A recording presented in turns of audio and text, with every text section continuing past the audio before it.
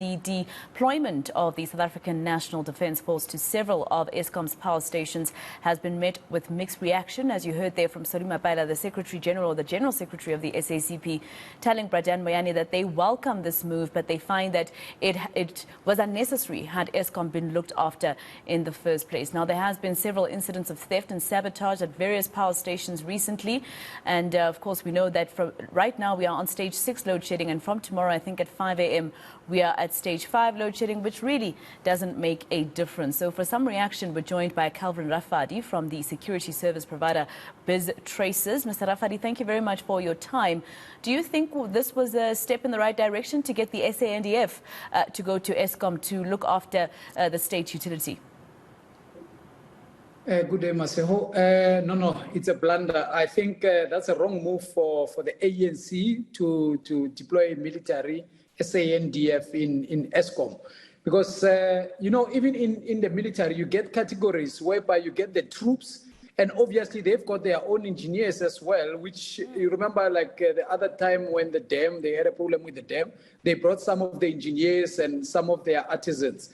So in this space, we're not sure what are they bringing, but from the looks of things, they're saying they're bringing 10 guards to each and every power station to look after the power station. The situation at Eskom, they've diagnosed it so wrongfully because of it's far more complex than what they think, and for them to deploy the military, because they were first supposed to declare Eskom as a state of disaster before unleashing the military, for instance. Yeah. So to me, I think this is one of the moves where they want to privatize Eskom, and they're diagnosing it very, very wrongfully.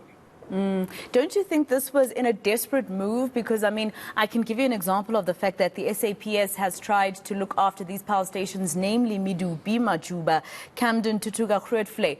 Those are very problematic power stations where generating units are tripping every day. There's also that court case, you might remember, Mr. Rafadi, of that man who admitted in court that he actually sabotaged some of the power stations so that the company he works for could keep getting contracts to fix these power stations. So don't you think this was probably an act of desperation to try and see if they can assist? We're on stage 6 load shedding during the festive season. No, it's a reckless move. Actually, we call it a public stunt, because what quantified them are they sitting with forensic reports that emanates that there is a crisis, and where does the crisis derive from? Like I always say, Eskom is a business. So in a business, you want what we call business intelligence. You need to deal with quality management system, whereby you understand that, okay, this is a business, it's revenue driven. Check on the employees, how they are performing. Look, you can have the best engineers in Eskom, but if their tools of trades or their conveyor belts are cut by outsiders or even other employees sabotaging one another, we'll still be sitting with this particular problem. The last time we checked at Eskom, they were flying drones. Where's the report? What does the drone say? And to be quite honest with you, Eskom, they've got crime intelligence and state security all the time on their national key points that are monitoring and compiling reports, to a point that even in the deputy president's office, they've got a net joint, a tax team or a commission. No, it's actually a tax team, net joint. Where are their reports? What quantified them to even unleashing the military? So it shows that these people are not pulling in one direction, and they make reckless deployments like this. And they did say in their statement that the exact nature of the deployment would still be discussed, or would still be let known. But obviously a lot of South Africans are thinking it's because of all the sabotage that they've been saying has also contributed to how badly we've been experiencing load shedding lately. So, Mr. Rafadi, what would you have advised them to do, particularly when it comes to the sabotage? We've seen court cases, for instance, play out in court, and like I said, with people admitting that they themselves were part of the sabotaging of our power stations. What would you have, advised them to do, if not send the SANDF there?